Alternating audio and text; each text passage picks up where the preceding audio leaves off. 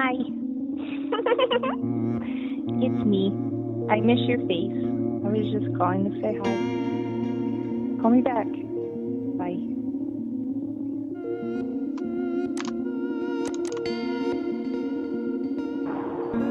Hi. It's me. You guys just call me back when you have a chance. Bye.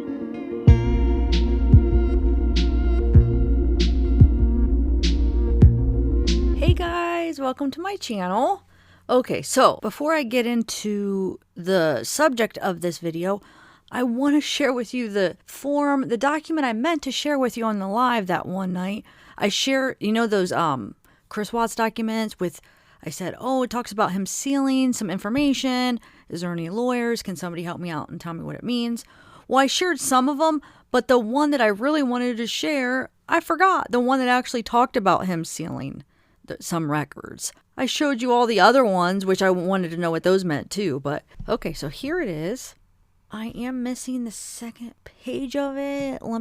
I'll get back to you on that. I couldn't find it in my files right now, so I'll have to dig it up somewhere. But let me just read you this first part, and hopefully somebody could kind of help me understand exactly what it means. So, District Court, Weld County, Colorado. The people of the state of Colorado, plaintiff versus Christopher Lee Watts, defendant. Order C-21 regarding defendant's motion for leave to file pleading under seal. This matter comes before the court on Mr. Watts' motion for leave to file a pleading under seal pursuant to Administrative Order 2016-04 and further request to hold an ex parte hearing on the issue D-40 filed on October 12, 2018. No response to the motion has been filed. The court finds and concludes as follows. Administrative Order 2016-04 issued by the Chief Judge of the 19th Judicial District acknowledges Chief Justice Directive 0501. Section 3.07 of the directive defines sealed court record as any court record that is accessible only to judges, court staff, and other authorized department staff. Anyone seeking access to a sealed court record must obtain a court order. Section 4.60 identifies court records excluded from public access. The defendant intends on filing a motion under seal which will include information protected by the Health Insurance Portability and Accountability Act, HIPAA. Anyway, based on the limited information provided to the court, the defendant is hereby authorized to file a motion under seal. Upon receipt, this court will determine if the motion was appropriately filed as sealed. If so, the court will determine if it will be appropriate to schedule an ex parte hearing. If the motion was inappropriately filed as a sealed document, the court will consider converting the motion to and gosh darn it, I don't have the second page. But anyway, hopefully there's enough in there to get some answers. You guys might already know this, but like I said, when I stopped looking into this case, nobody knew for sure, or at least didn't show any documents as to what he was sealing. Did he seal the kids' records? There was a rumor that he was sealing Bella and Cece's records. I don't know if anybody ever figured that out, so I found this, and I wasn't sure if this had anything to do with that, and I was hoping maybe a lawyer or somebody that understands this could tell me what that means. So, sorry I kind of read that fast, but I just wanted to show you all, and then if somebody wants to look at it more closely, they could just pause it. Okay, so I'm going to get into the rest of the video. You know what I think this is, actually? Because I'm trying to think back of the case and some of the details, and he requested to have their autopsy records sealed. It got denied, but I wonder if that's how the rumor got started, that they thought he was trying to seal their medical records, and was he hiding something? I bet you got started because of him trying to seal the autopsy records. And then you know how it gets passed down through word of mouth, and then pretty soon he's trying to seal their whole medical records, and he's sealing his records, and oh my god, he must be hiding something. So I wonder if it was just that, because he did try to do that, and of course the judge went against it and made the autopsy records public. But I don't know why I didn't think about that back when I was really researching this case and covering this case when everybody was asking me about that and people were debating about the sealed records. I don't know why I didn't think it's probably just that. One thing just snowballed and it turned into something else. But if you guys know otherwise and have proof that it is more than just the autopsy records he wants to seal, let me know. Email me. I want to talk a little bit about Jim Gutowski, NK's best friend or really good friend. Remember that information I was talking about on a live? I think that was like last week maybe. And I started reading it to you during the live, and then I realized, shoot, I better read it all ahead of time to make sure what I'm allowed to say and what I'm not allowed to say. So I promised I would make a quick video for you guys. So that's what I'm going to do. That's what this is about. So we know NK's friend Jim, the leave Jim alone guy. There's not a lot of information on him, just like there's not a lot of information on NK. I wonder if they did damage control on him, just like they did on NK. Remember, NK talks about that multiple times in her interviews about doing this damage control, which consists of basically wiping the internet clean, like wiping all the information off of social media, calling everybody that knows her and telling them not to talk to the media, telling them to take off any pictures they have on social media or any information they have, telling them to basically delete it or remove it from the internet. So I just wonder if they did that for Jim too. There is some though. So I had gotten an email. Let me give a shout out to Rachel and Tom. Thank you for the information. So they actually live in the same city that Jim grew up in. And they have a friend whose older brother went to school with Jim and went to college with Jim. So we have a little bit of information, not a whole bunch, but it's more than I've seen out there. But like I said, I haven't really been looking into this case. And gosh, man, it's almost been a year or maybe over a year. So I don't know, maybe new stuff has come out about him and maybe this is old news and maybe you guys already have seen these pictures. There's just a few pictures and, well, actually no, because this is like a personal comment that somebody made about him. It's not a ton of information, but it is information. So, okay, let's see here. We're going to start off by, I'll kind of go over some of the stuff she said. So she said, after further discussing things with one of her best friends who also grew up in the same city, they discovered that her friend's older sibling went to high school with Jim and had classes with him. She was able to get yearbook pictures. So I wanted to make sure I said this first because she made a point to reiterate this. She says, for the record, that she has no personal relationship with Jim or the Gutowski family in general. Everything she has found and shared with me, which I'm sharing with you, has been from Google searches available to the public. So it's all public information. So, and a little bit of Facebook research, and you know how you could get into the Facebook and then you could find posts from family members and friends of friends, and it's all public, but you just got to do the work and, make those connections. So that's what this video is, all public knowledge. And then, of course, her friend's older brother has a little bit of an opinion about his experience with Jim or what he thinks of Jim. We'll get to that. Okay, so let me just finish this statement here. So she said, yeah, basically anybody with Facebook can see this information, and there's yearbook photos. So his says underneath his picture in the yearbook, it says, note to self, I say so too much and I don't look like Mr. Benedict. It was from a yearbook that was mass produced in high school yearbook. She just wanted to point that out, so I wanted to point that out to you guys before I share this. Here's a couple links. Actually, I'll put a couple links that she shared with me. I'll put those in the description, actually, because I forgot you can't really put a link in a video. It's not like you could click on the link in the video. Okay, so back to her friend's older brother. Oh, wait, so she said she grew up in the same city as Jim, which the city is Brookfield, Wisconsin. It's a fairly quiet white picket fence type of suburb, about 20 minutes west of downtown Milwaukee, Lake Michigan. He's a few years older than she is and went to a different school. due to school territory boundaries, I guess. So she says after partially filling in one of her best friends about Jim and his involvement with NK, that she found out Jim went to Brookfield Central High School and graduated in the class of 2000. Wow, I graduated in 2002. And I went to Central High School, but not Brookfield Central High School. Ooh, that's kind of creepy. Yeah, so he graduated with her friend's older brother, like I said, and she said she's just going to nickname him Brad, just to protect his identity. Okay, so let me just point this out real quick, too, that she found. So this is his high school information, probably in the yearbook. Yeah, I'm assuming. So Jim Gutowski, he played football, Key Club, weightlifting, National Honor Society, and class council. Okay, so Brad told his younger brother that Jim was the type that tried to be the class clown, and he was a jock type guy, but it always ended up being awkward, like he really tried too hard.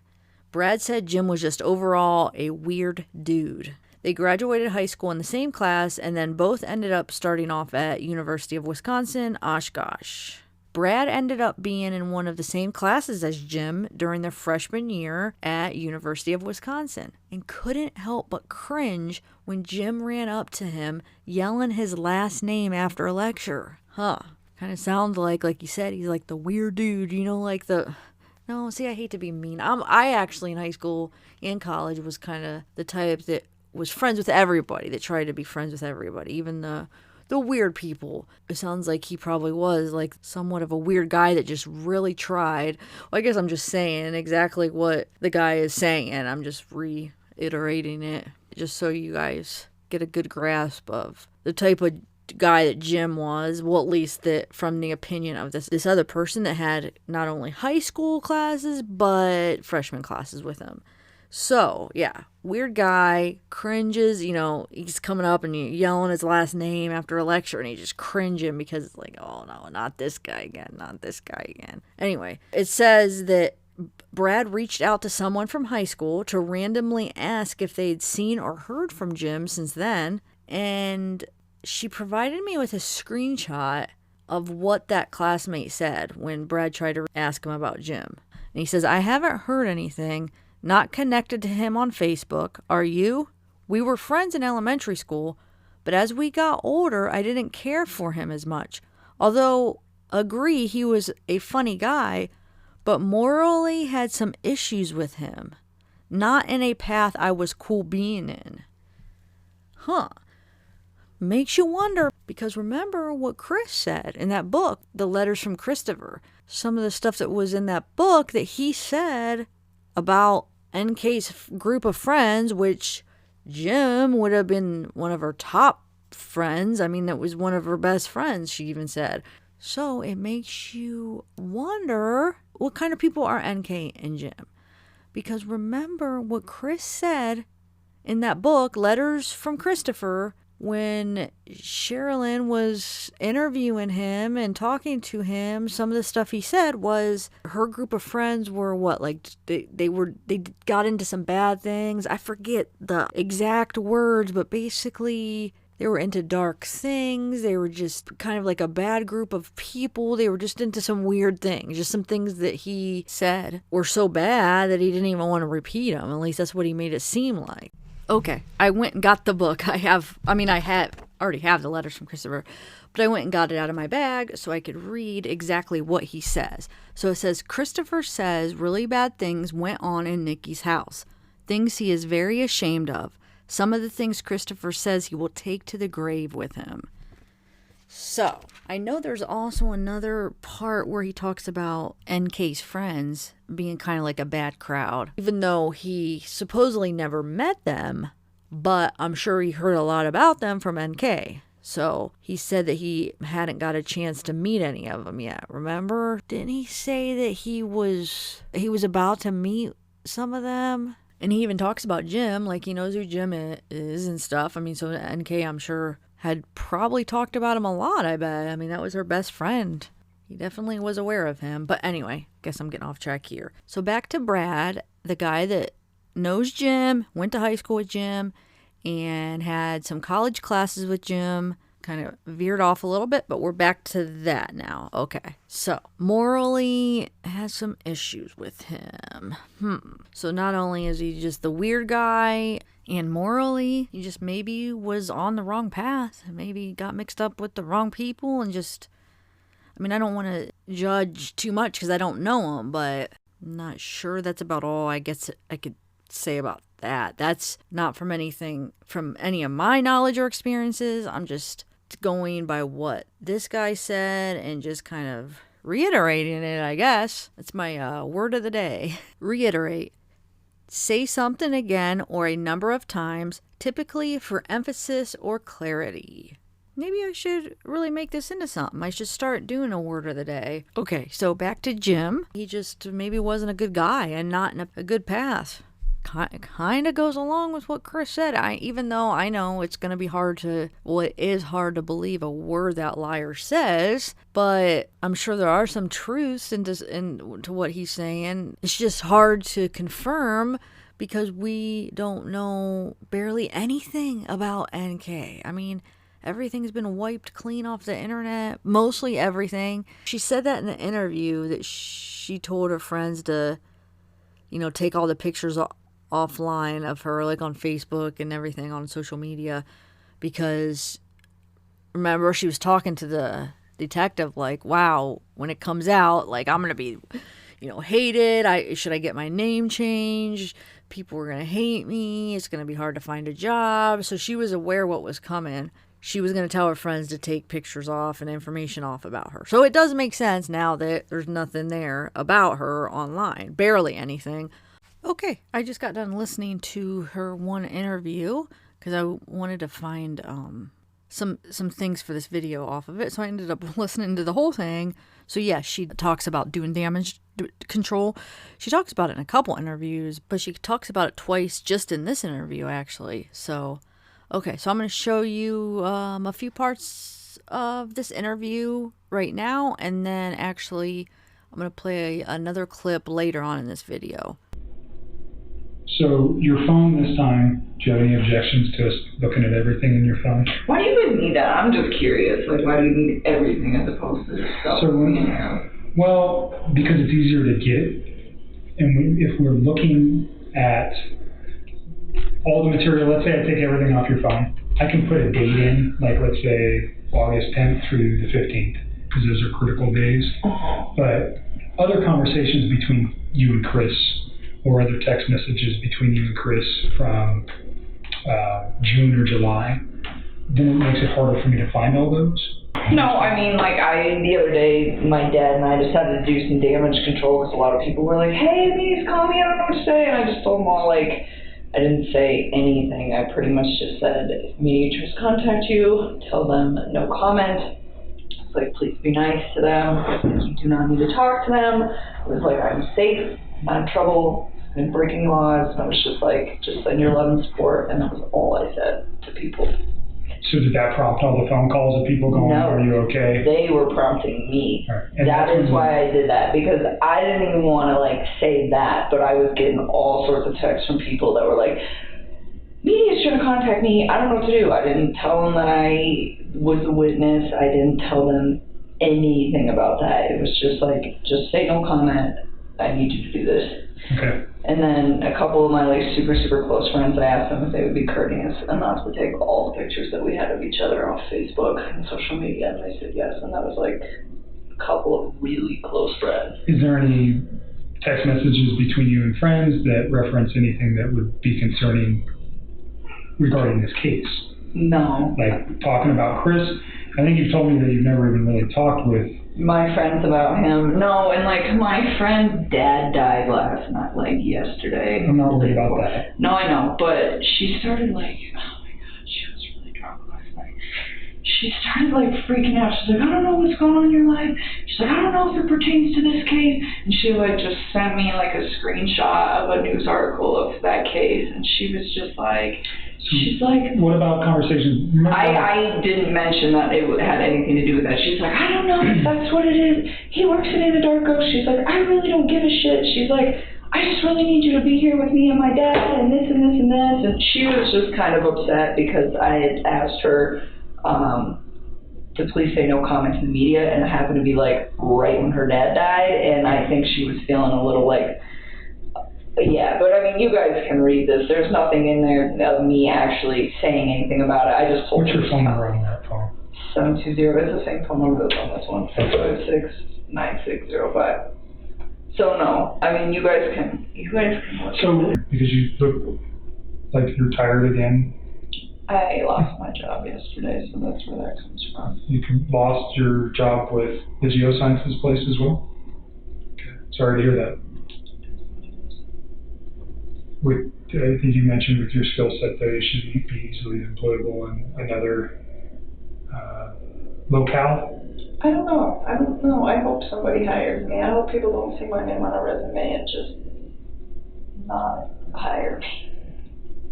Well, your name hasn't even made it in the papers yet. Not yet. So, remember you said that you had some locations you could go out of state. Maybe, Yeah. I don't know if that's what you're thinking or whatever's going to work for you.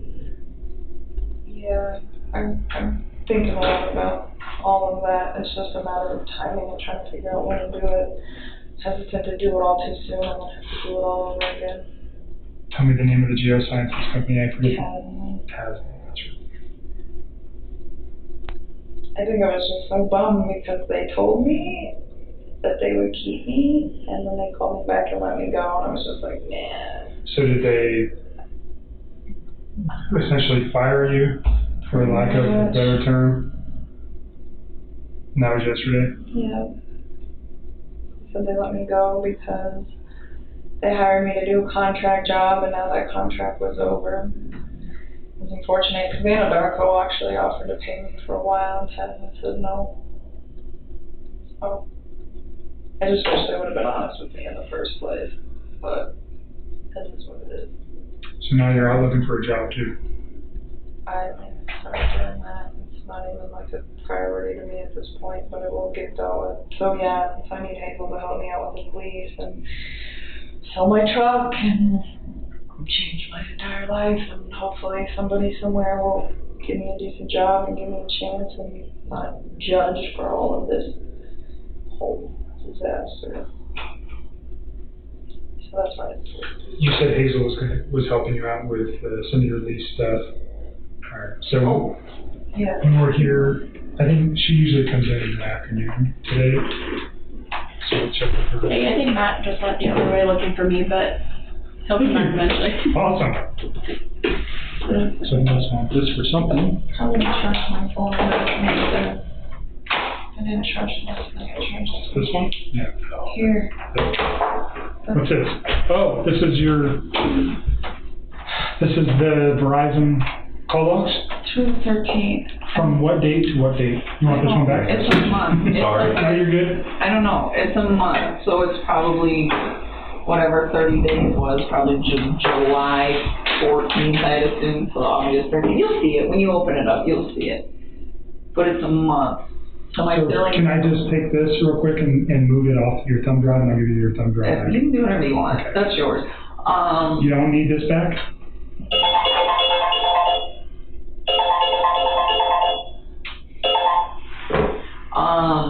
No. I mean, you can give it back if you want. Yeah, I'll just go download this to my computer real quick. It's a month. It ends on the 13th, and that's why I was saying when they bill me next month. So yeah, we got that, and then back to the information about Jim. So Jim started off at Oshkosh and then transferred to Milwaukee. She's basing that on the information she found on Google, because if you look at the address, he had an address 2001, which she's assuming he transferred down there after his first year of college, because his address changed to Milwaukee address, and he was in college, so it makes sense. And then also she found that he worked for Green Geological Gallery in 2003, and she looked that up and found a Green Geological Museum in Milwaukee, which appears to be a part of the University of Milwaukee, which she's assuming that he worked there during college. And then she also found Jim's dad, which his name is Gerald Gutowski. He also studied geology at University of Oshkosh and graduated in 1978. It appears he was an earth science teacher. And then another interesting thing that she noticed is, well, let me just say this real quick. This email is probably a few months old, so I'm not sure if this is still true, but as far as when she sent this to me, she said that Jim stopped commenting or liking his own family's public Facebook posts when he used to comment or like quite a bit beforehand. So she says, just observation, maybe it means nothing, but it could, and I get that. I could see that because his name was out there quite a bit.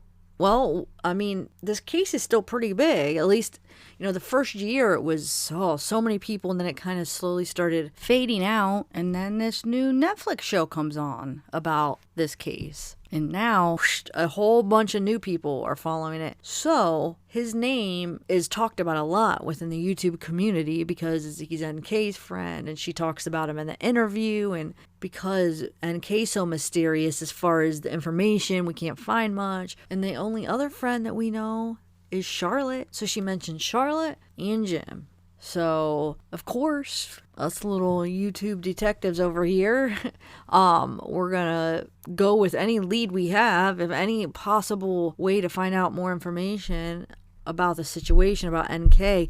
And plus, he was there that next morning, or that day, I should say. He was there supposedly after NK got off of work. Well, he was already there waiting for her, but the same day he was at NK's from out of town. So just kind of weird stuff that makes us all want to look into him. So my point is yeah, it makes sense. Maybe he did kind of become more private. So the public posts, maybe he isn't commenting a lot on public stuff because people are searching about him, searching stuff. He's probably maybe commenting privately to his family because so the public can't see, and put him on videos like, look what I'm doing, like, and what all the other creators that are researching this case, when they find information, we talk about it and make videos about it. So my point is I do understand why he might just be keeping it more private. So there's nothing wrong with that, but I don't know. I mean, you could look at it a couple different ways. It could just be as simple as that, or there could be more to that. Okay, and I know probably most of you guys are aware about NK getting her name changed. Finally, after 2 years, she is requesting a name change. I'm going to read you this article. There's a bunch of different articles. Fox News did an article. I'm going to start with the Daily Mail because I think this is the first source to actually put it out as far as the media. Let me read a couple parts, and then I want to play you a clip. Okay, hold on 1 second here. So it says, Chris Watts' mistress has applied. Well, look how all these ads. It's crazy, guys. You can't even click on anything without like a million ads. And then you can't even read the article. So Chris Watts' mistress has applied to change her name nearly 2 years after she came forward to confess she was having an affair with Watts. Did she really confess, or did they find out and she really had no choice, right? What really happened is she heard that they found out about her and Chris's affair, and she wanted to save her butt, basically, and come forward because, instead of them coming to her, it'll look better to make it look like she was coming to them anyway, when really it was because she knew that her work had already found out and that it was only a matter of time that the investigators were going to talk to her. So I feel like I just feel like she wouldn't have came forward if no one knew. If no one was going to find out and no one knew and it was a secret, I don't think she would have came forward. I feel like the only reason she came forward is because she wanted to be the first one to act like she's initiating it, because she already knew she was screwed. She already knew they knew. So they were coming to her regardless. So she just wanted to look better in this situation and act like she was coming to them.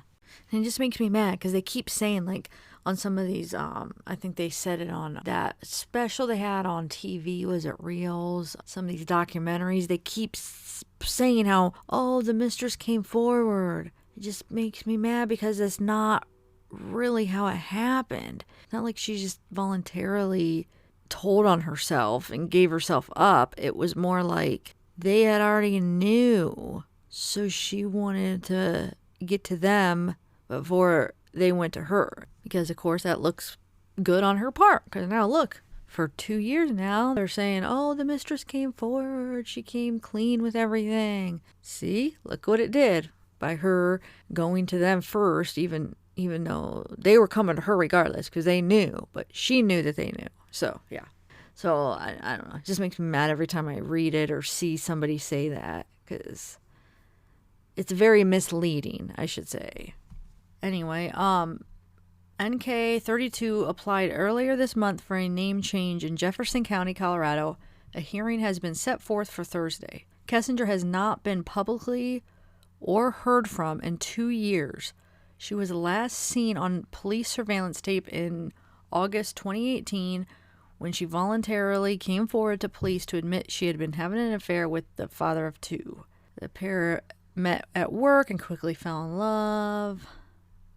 Blah, blah, blah. Watts sneaking around, spent romantic weekends together. Kessinger's request comes on the heels of Netflix's hit documentary, American Murder, The Family Next Door, that examines the lead up to the triple homicide and makes mention of Kessinger.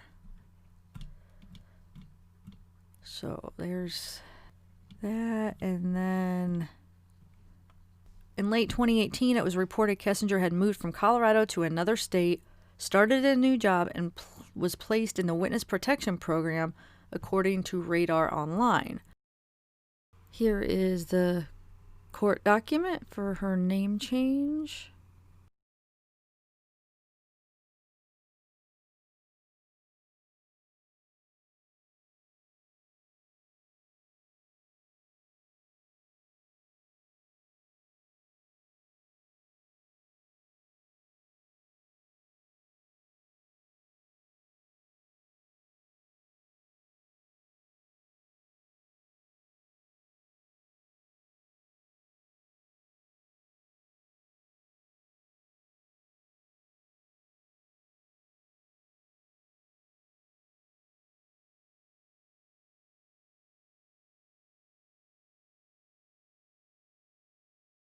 But anyway, let me finish reading this. So it says, it was also reported that she would eventually want to change her name because she believed it would be hard for her to go out in public for years due to online abuse and slander against her. But it says the media outlet claimed a source close to the investigation said she has received several threats, public shaming, and could be considered one of the most hated women in America.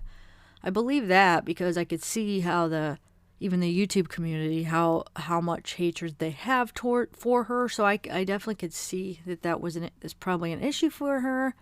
It says she plans to start fresh with a new name, new town, and ultimately a new identity. I really don't blame her. I mean, that's the smartest thing to do right now for her. If she wants any chance of a normal life.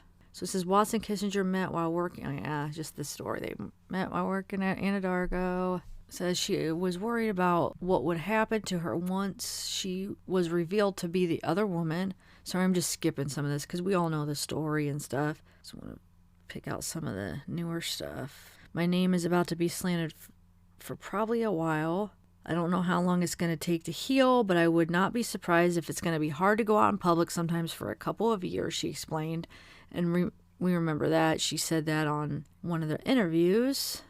And this is another thing she said on one of the interviews with the investigator. She said, and that really hurts me. I'm just like, this is a horrible, horrible thing. Like, how dare you, And people aren't going to understand that, They're going to say, oh, you're the woman that had an affair with this man who took out his whole family. He also claimed to still be in love with Kessinger as recently as last October, telling pen pal and author Sherilyn Cadle that he always wonders if mail he receives in prison is secretly from her. Remember he mentioned, I wonder if she's talking in code or using a code name, wondering if she's writing them, hoping she's writing them, Watts was so infatuated with his mistress that he even tried to cause Shanann to miscarry their son, Nichol, giving her the powerful painkiller oxycodone after NK told Watts she wanted to give him his first son. Christopher says he loved her like he has never loved anyone else before, author Cadle told Daily Mail.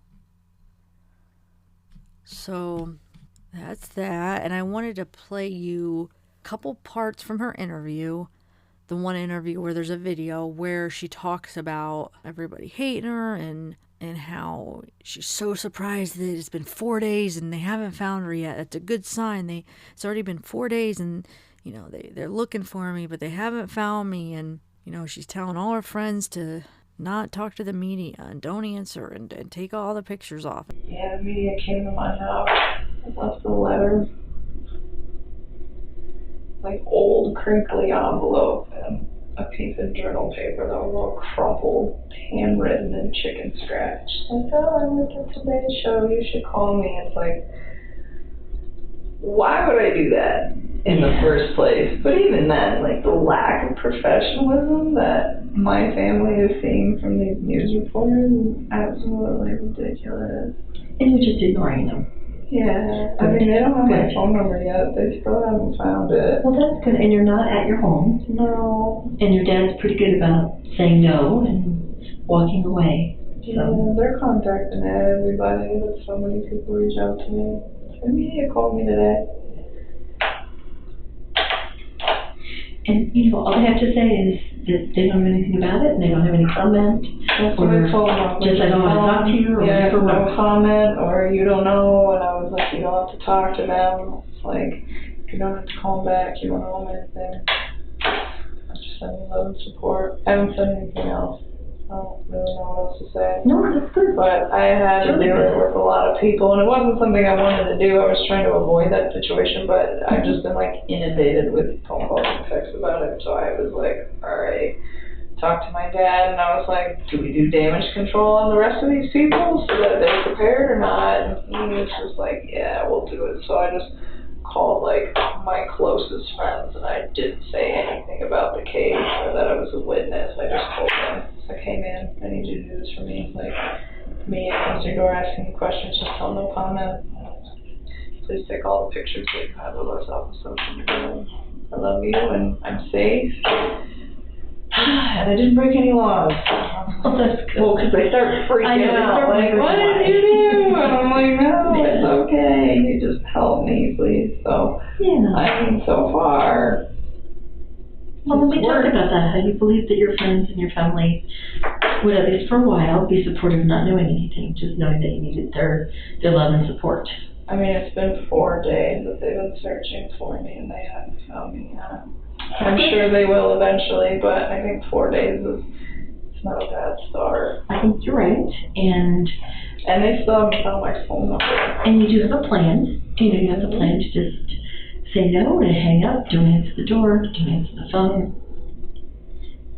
You'll have caller ID, so you know if it's your family or your friends, and you have a voicemail that they can leave a message and just say what they want. If it's family, everybody else you can just ignore. You don't have any obligation to talk to any of them. Right. That's pretty much where it's at. It's just like one task at a time. Every day do something else. But I'm here and they got my phone, so hopefully they get what they need. Good. Hopefully it will help. I'm just trying to do everything I can, but at this point it's like I don't even know what to do anymore. I just like really want to just start taking care of myself and not everybody else, and I feel like it's just not happening. Well, I think that's all you do have to do right now is take care of yourself. There's really no one else that you have to take care of right now. You know, let your friends, let your family take care of you. Let them offer you support. You're doing everything that we've asked of you. And you just need to now take care of yourself and get yourself through this. Yeah, I don't know. Sometimes I just feel like sometimes I legitimately think that man's cheese was sliding off of his cracker long before I came into his life. Have you stayed away from the media the last couple of days? Yeah, I guess they know where I live. I mean, know what they're reporting about him or the case. No. So you've been watching that? Kind of. I have. So you saw the video. of him like talking about relationships? Oh, I can't even like bring myself to like watch most of that stuff. I will like scroll through the headlines if they look different than what I previously like knew about the investigation. Kind of looking for my name so that I know when it happened, so that I can deal with that. But other than that, no, I don't. I never actually watched that video. Okay. I don't really I have a hard time like looking at him now. It's kind of the same thing. Like when I deleted the text, like I saw his mugshot and I like looked at it the first time I saw it and it scared me. And now when I see it, I just like move past it because I find it to be, I don't get it. I don't know how to work this new phone now.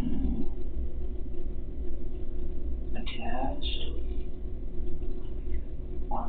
I think some of these are repeats and I'm sorry. It's okay. Okay. As long as I have them all, that'd be great. I think you do. You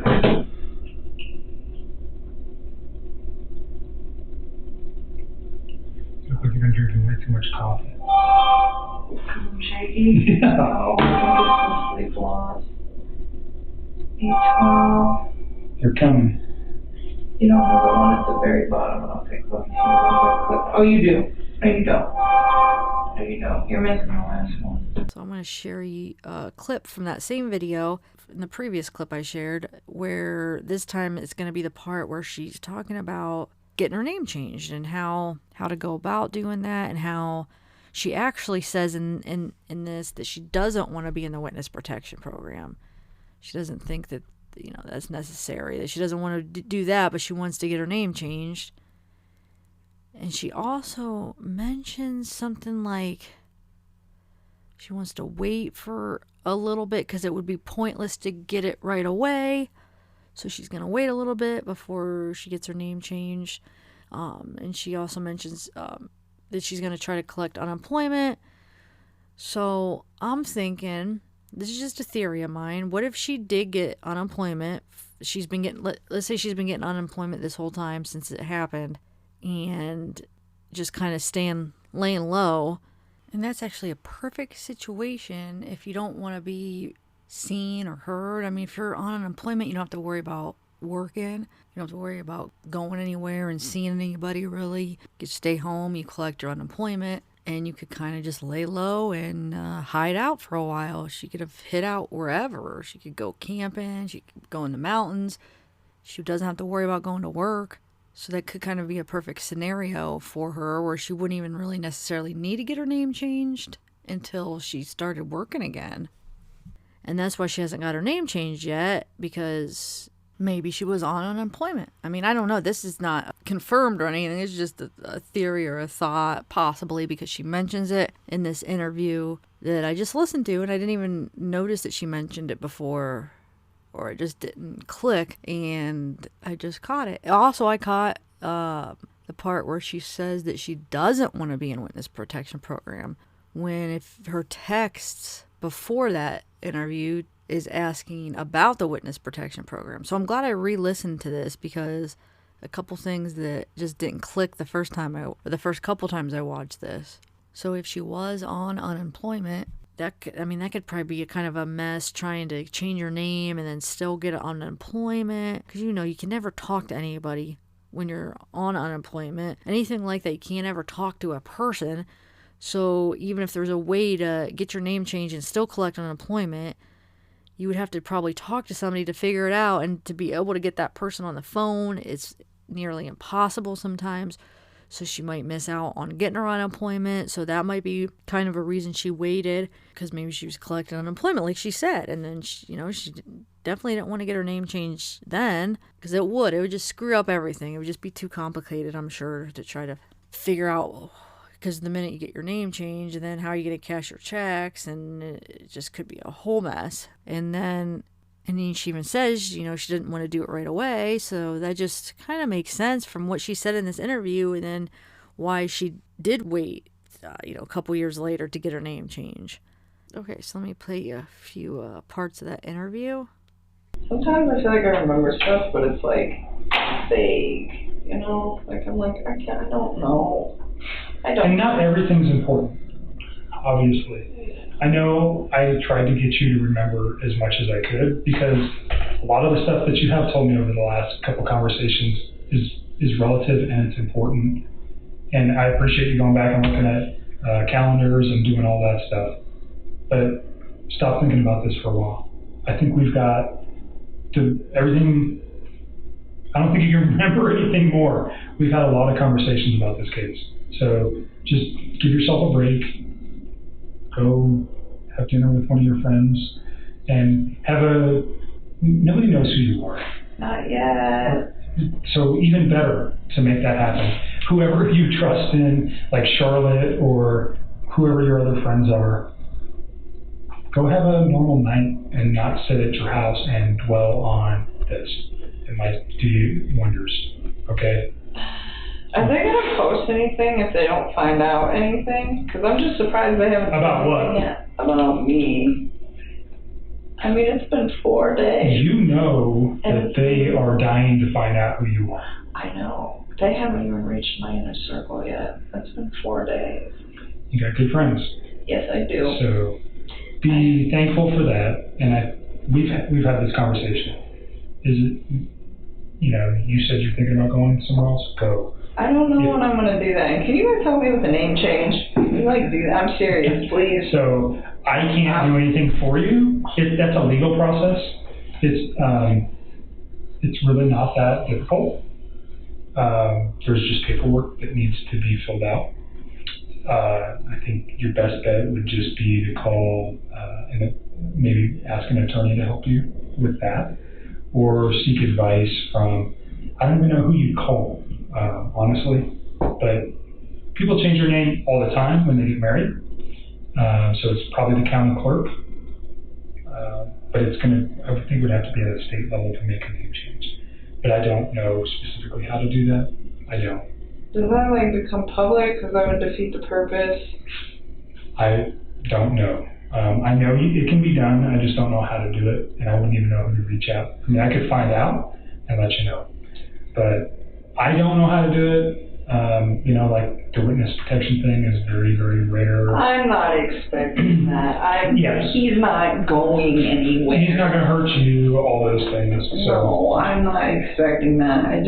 I don't even know. Like sometimes I'm like, I just want to do it now, and I'm like, why? Because but if you go to another state, I feel like it would defeat the purpose. You know, a part of me, I keep getting really scared that it's going to be really hard to find good employment for like a really long time, like years and years and years of my life.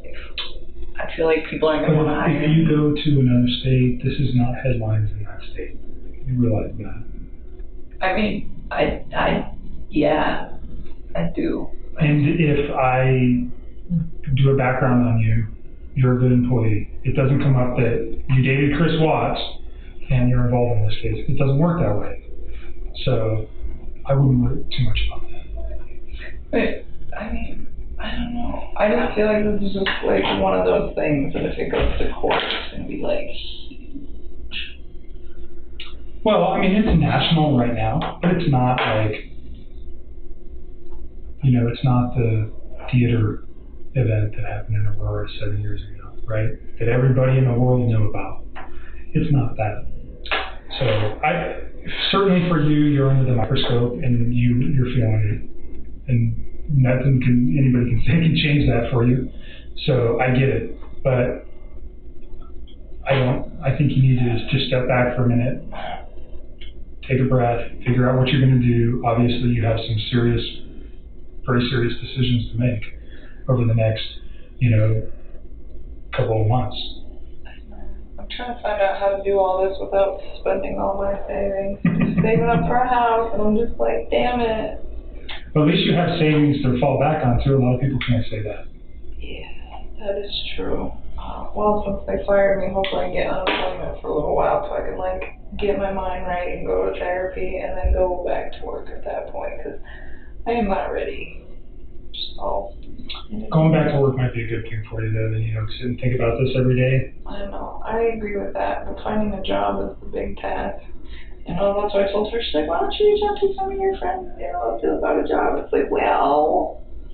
They don't know what's going on. No, they don't now, but what I don't want is somebody to give me a reference and then they find out what's going on. I think that's really disrespectful. I think you reach out specifically to an employer, not a person. I don't know anything about the oil industry, but other companies like who you work for. I have this skill and I'd like to come to work for you. Thinking about reaching out to some old employers. I've always been a really good employee to those people. Everybody when I leave is pretty disappointed. This is the first time I've ever been terminated from a job.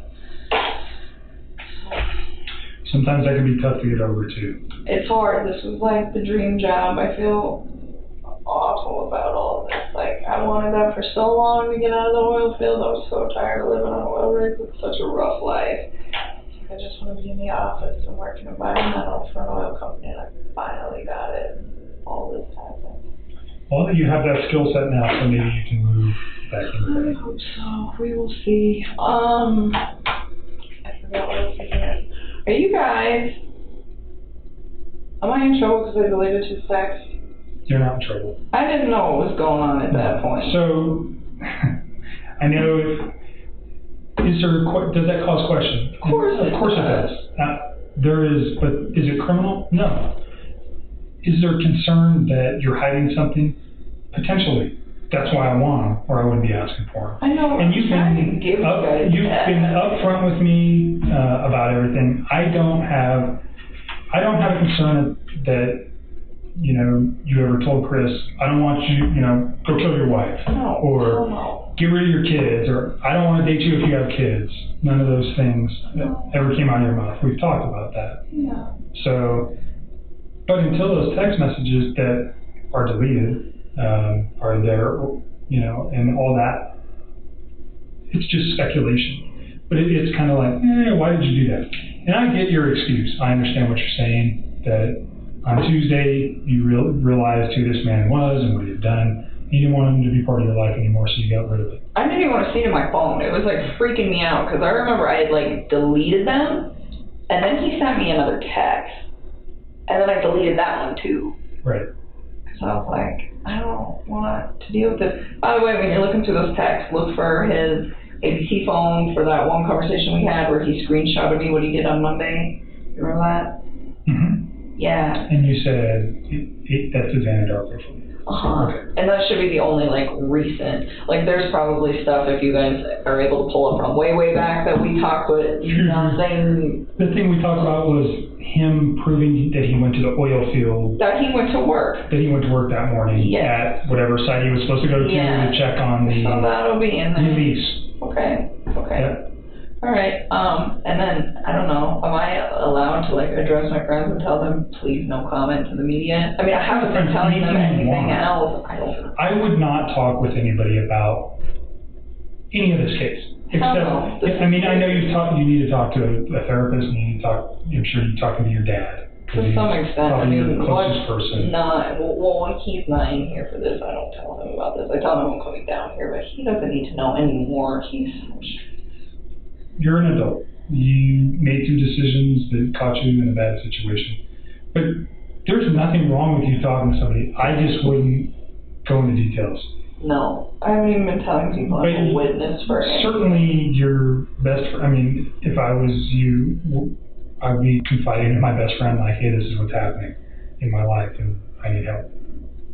Is there anything wrong with that? No. That's about as far as confiding has gone, was me telling her about some guy that I was hanging out with, but that was way before any of this. Yeah, and you need support right now too, so you're not in trouble, there's no charges against you, you're simply a witness. I just don't want to get in trouble for talking to like my dad or like About asking what? a friend for help. Well, I mean like what my dad already knows, you know what I'm saying? There's nothing to get in trouble for. Okay, I don't know how that works. That's why I'm asking. I'm like, I don't. That's just one more thing I don't need on my plate because I just, oh my god. You're not in trouble, and talking to your friends and family about what's going on isn't going to get you in trouble. Okay. I don't even want to talk to my friends about it. I don't even want anybody to know. I mean, they're gonna find out, but I figure the reason that I think I'm staking out from the media as long as I have been is because nobody knows anything. And because my inner circle's really awesome. Maybe. I don't know. They haven't even. Or they just, because you're not on social media. At all, but I mean, I eliminated all of that. Right. I like even had the ability to like go through. I went and found everybody I knew that had any public posts, and it was just like, this needs to be cleared. It's all gone. Right. So you've made it very difficult for them to find you. Do I think eventually that at some point they are going to find you? Sure, of course. I think they're gonna find out where I'm staying at. I think that would be really tricky. I don't know. You haven't even told me where you're staying, so Nobody and knows. I don't know how it's connected to you or your family. So, I mean, if it's in your family's name, certainly it wouldn't be that hard to figure it out. So, Wow. if that, you know, there's ways to find out where people are staying, but they're limited. I mean, unless somebody knows about this place that talks to them. Nobody. So, Nobody. All right. My All right. dad doesn't even know where it's at. let me check on this. Yeah, let me check on this phone. Oh yeah, that's right. I was like, I'm ready to go. I know you're ready to go. So he's printing your contacts. I'll be back in a minute.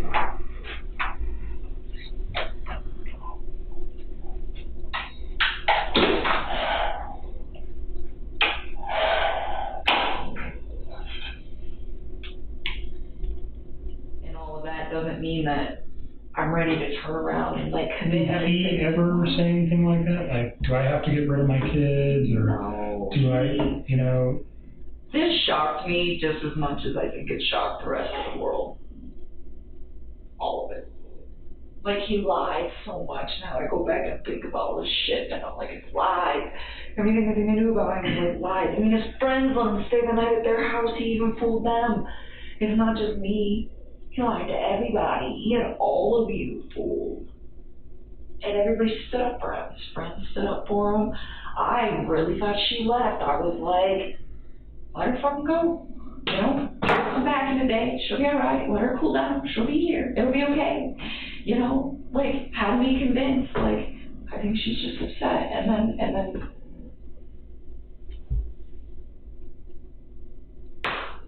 Never would I, yeah. I mean, even now, when I go back through this stuff, that I'm like, it doesn't make sense, you know, or it like seems a little off. That stuff still doesn't send a red flag to me, like, hey, this guy's gonna murder his family. Sure. You I know? don't think there was any. You didn't have any indication, and by all accounts, it doesn't seem like anybody did. No, I just, like, you know, sometimes I like. I don't have to think what that man is thinking, because, like, you don't know, you know, but it's like, how long has his brain been, like, shifting to this paradigm shift where he feels the need to do this? It's like, I just don't believe that it's something that just happens in a day or 2 days. I don't think it happens in 2 months. I think that this is something that takes a very, very long time to develop, and I don't. Right. So that scares you when you look back at it? Yeah, because I think about it, and I'm like, he could have had that capacity to do that, whether I was in his life or not. He could have had the capacity to do that, maybe not even just for them. It could have been me. It could have been our coworkers. I mean, the more I think about it, I think a lot of people are going to probably assume that I was the catalyst for his movement, but I don't think, you know, not me, like, instructing him, but him deciding to do that because he had me in his life and because he was so, like, infatuated with what we had going on. But you know, like I try to put the reason to it at the end, like, why would you wipe out your family to be with me? Like, it doesn't like compute. It's like, how would that go? Like, hey, my family just disappeared, and you think that I'm gonna just not be concerned about that? And not only that, like, he was so about those little girls, and I always try to, like, push him to do that. Like I told you, like, there'd be days where, like, he would want to come over to my house after work. I'd be like, no, go hang out with your kids. Your kids are home. Like, that was me. That wasn't even him. That was me pushing that. And he would go do it, you know. And he spent time with them, but he was never like, oh, I don't want to hang out with them. He'd just be like, can I see you for a few hours? And I'm like, if your kids are awake, go hang out with your kids. You know, if they're sleeping and you want to talk, you call me, but don't do that while they're up. Like, spend time with them. And I just, oh my God. And that is the part that I have, like, the hardest part swallowing, where it's like, why would you take them out to spend time with me? Like, it doesn't fit. It doesn't fit at all. Mm-hmm. You know, But you said he was infatuated with you. But even then, if he's so all about me, and I support him being with his kids, you would think that he would want to do what would make me happy. It's a good point. And So maybe what that's would why make me happy was him hanging out with his with kids. his kids. It's in text, it's in phone conversations. I mean, so let's just say that doesn't... We'll look at it.